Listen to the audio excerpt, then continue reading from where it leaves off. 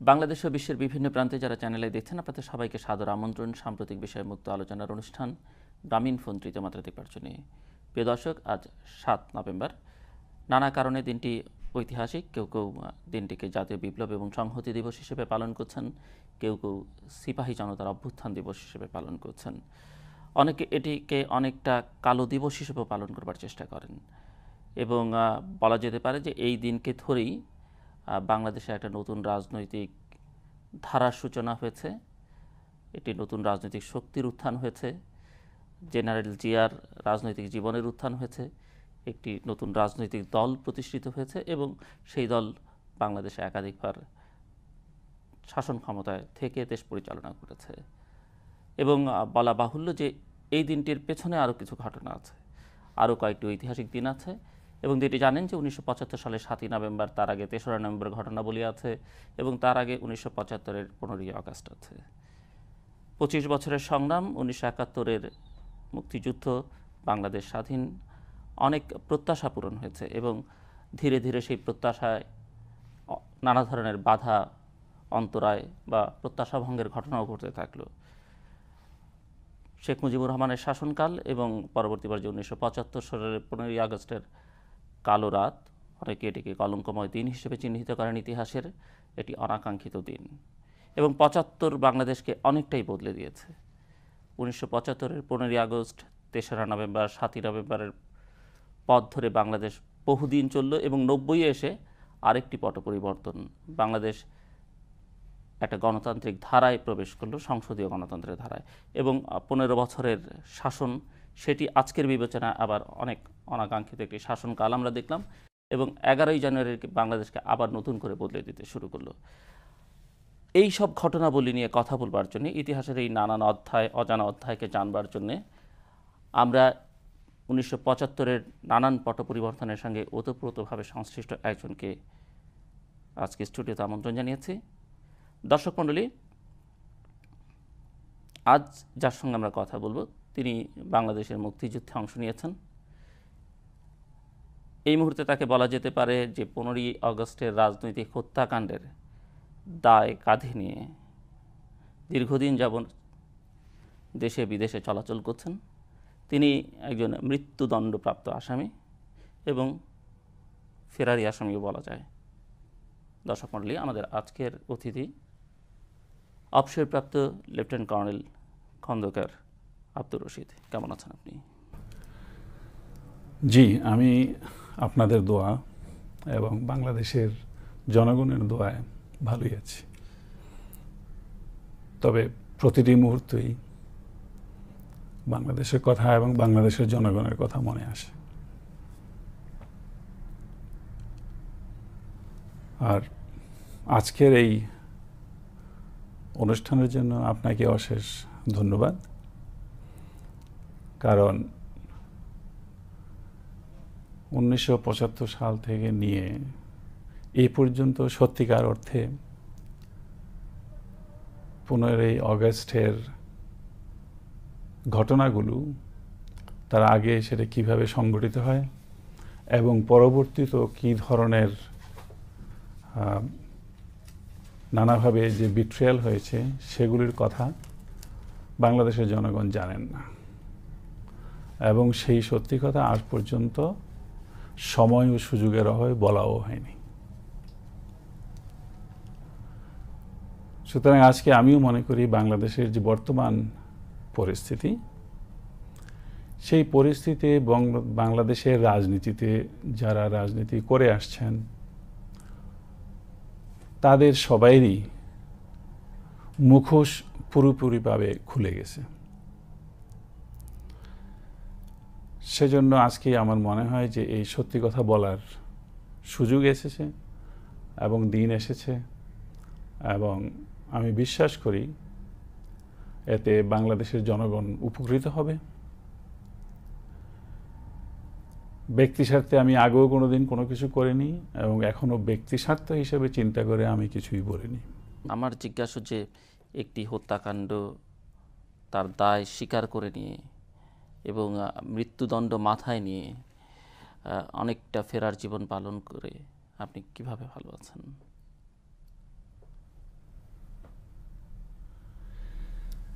সেটা যদি আপনি যারা ওইভাবে মনে করে,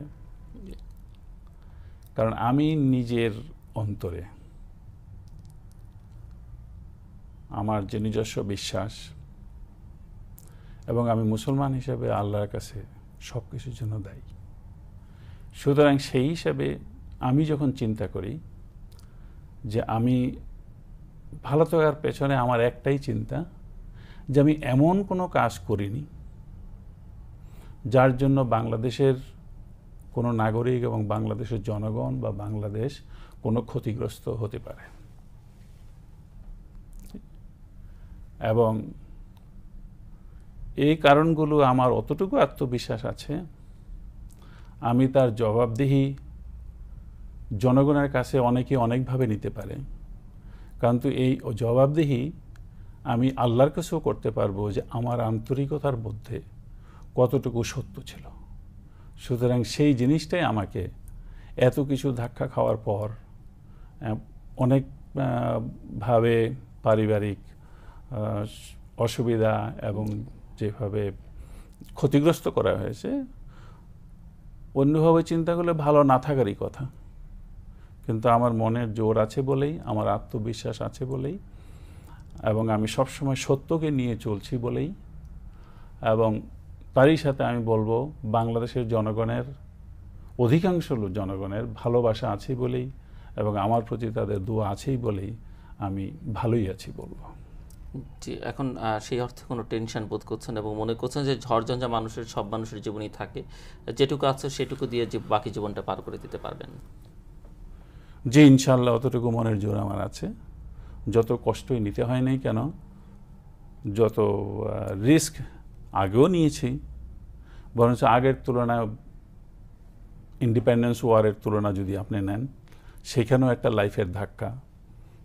স্বাধীনতা কবে হবে, স্বাধীনতা যুদ্ধে আপনি মরবেন কি বাঁচবেন, তাছাড়া 15ই আগস্টই ধরেন, 15ই আগস্টে আপনি মরবেন কি বাঁচবেন, এটা হবে কি হবে না, তার কোনো নিশ্চয়তা নেই। তো সেই জন্য বরঞ্চ এখন যা আছে সেটা তো আপনার ওদের চেয়ে তুলনামূলকভাবে রিস্ক অনেক কম।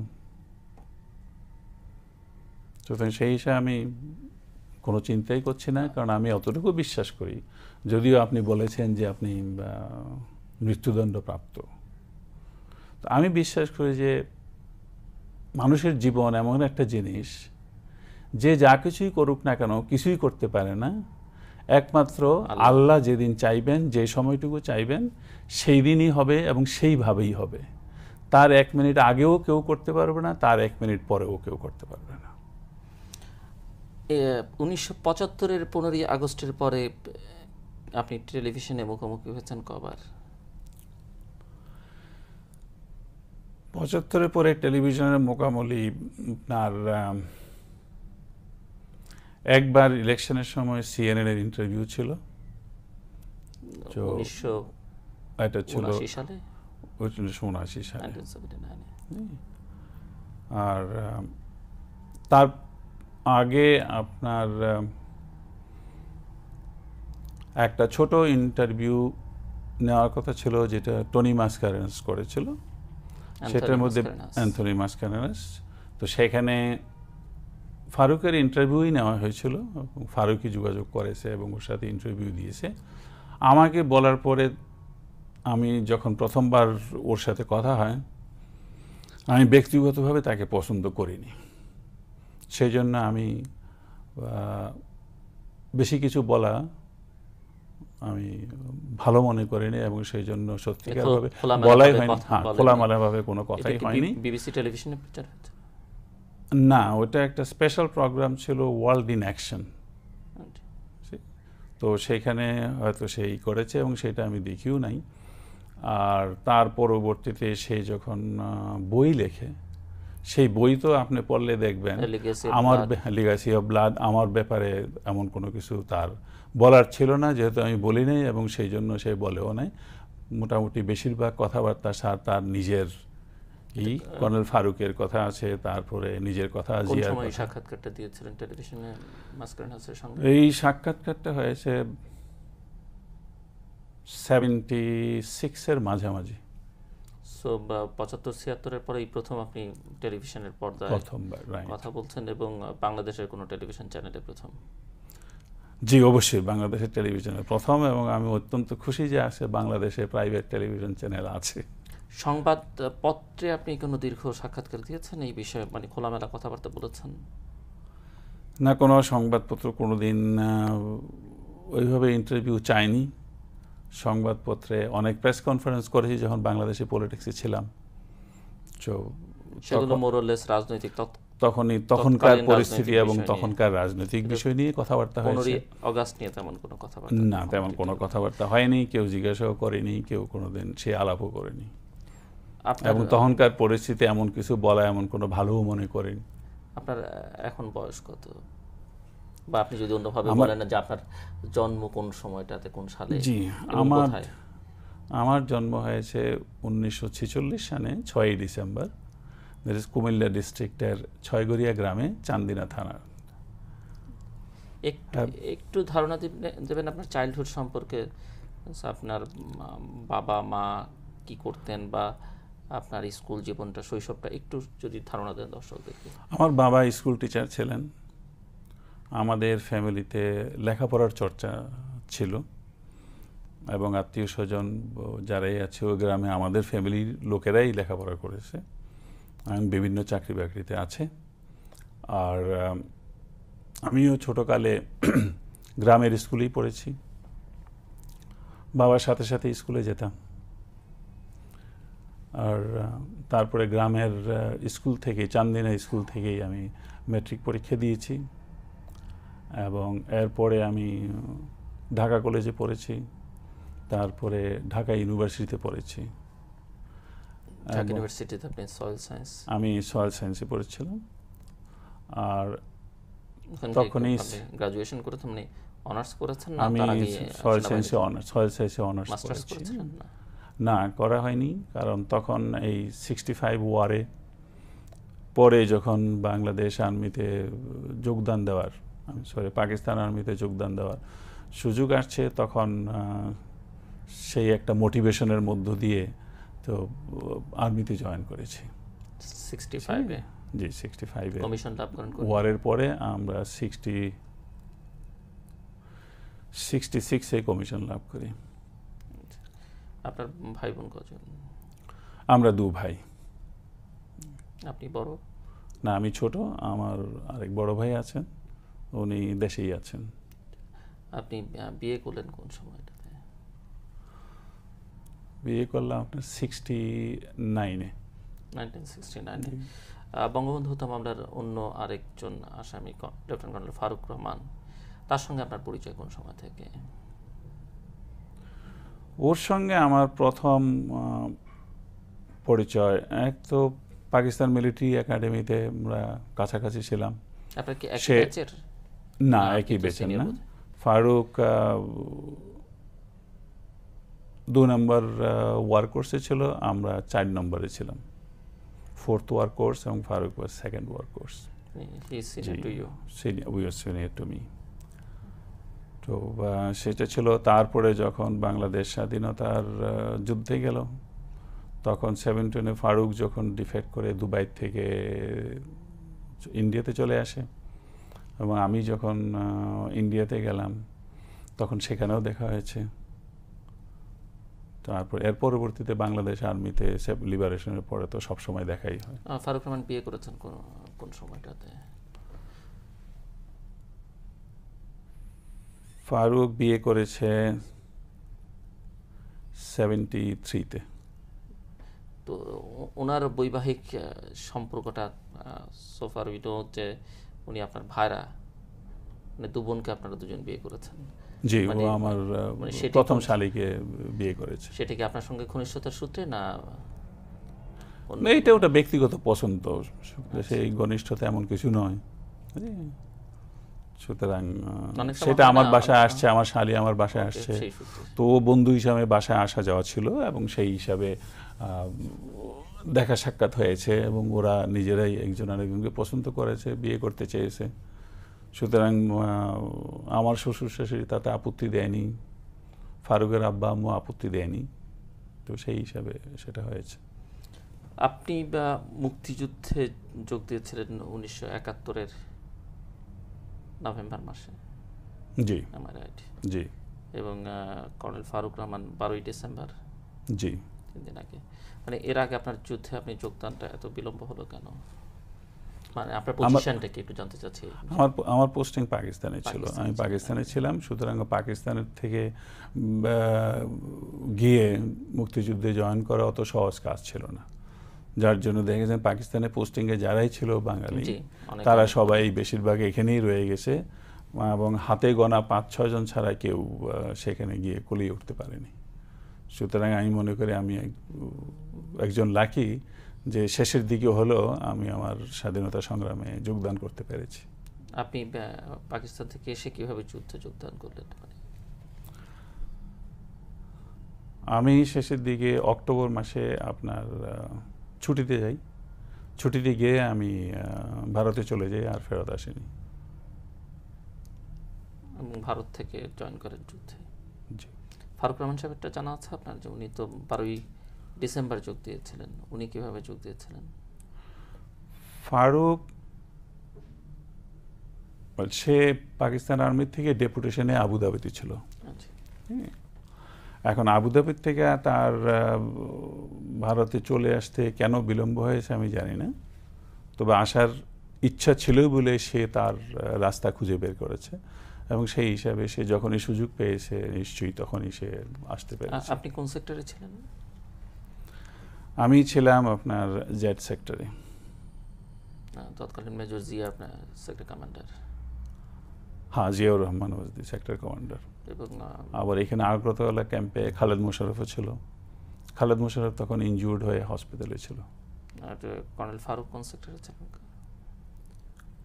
কর্নেল ফারুক আমার ঠিক মনে নাই, ওর আর্মার ইউনিট তখন আপনার মেজর জলিল রেস করেছিল, এবং মেজর জলিল হিউ ছিল, এবং সেইখানে সে এক্স্যাক্টলি কখন জয়েন করেছে সেটা আমি জানি না। মুক্তিযুদ্ধটাকে আপনি কিভাবে দেখেছেন আর কি, যুদ্ধে যোগদানের আগে বা সেই সময়টাতে বাংলাদেশের স্বাধীনতা সংগ্রাম, মুক্তিযুদ্ধ নিয়ে আপনার ভাবনাটা কি ছিল?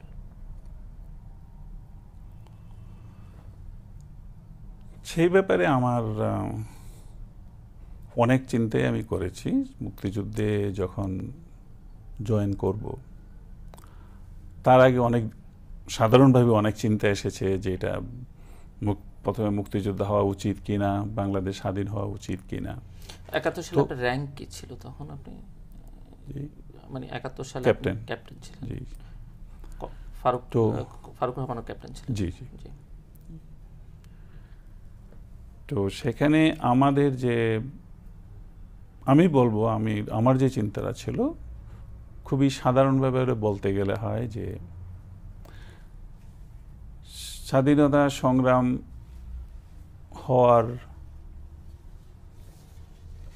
প্রয়োজন হয়ে দাঁড়িয়েছিল, এবং স্বাধীনতা সংগ্রাম বিশেষ করে যখন একবার শুরু হয়ে যায় তখন সেইটাকে কোনো অবস্থাতেই ফেল করতে দেওয়া উচিত নয়। যত কষ্টই হোক, যত সময়ই লাগুক, বাংলাদেশের প্রত্যেকটা জনগণের একটা দায়িত্ব হয়ে দাঁড়ায় যে সেটাকে শেষ পর্যন্ত নিয়ে গিয়ে এটার সাকসেস দেখা এবং বাংলাদেশে স্বাধীনতা করা। সেটা প্রত্যেকটা বাঙালি যারা বাংলাদেশকে পছন্দ করে তাদের একই চিন্তাধারা হওয়া উচিত, এবং আমি বিশ্বাস করি সবাইয়ের এই চিন্তাধারা ছিল বলেই আমরা সেখানে স্বাধীনতাতে বিজয় লাভ করতে পেরেছি। এবং সেই জন্যই সবসময় সুযোগ খুঁজেছি যে কোন সময় সুযোগ হবে, এবং সেই সুযোগ পাওয়া মাত্রই সেখানে আপনার স্বাধীনতা যুদ্ধে অংশগ্রহণ করেছি।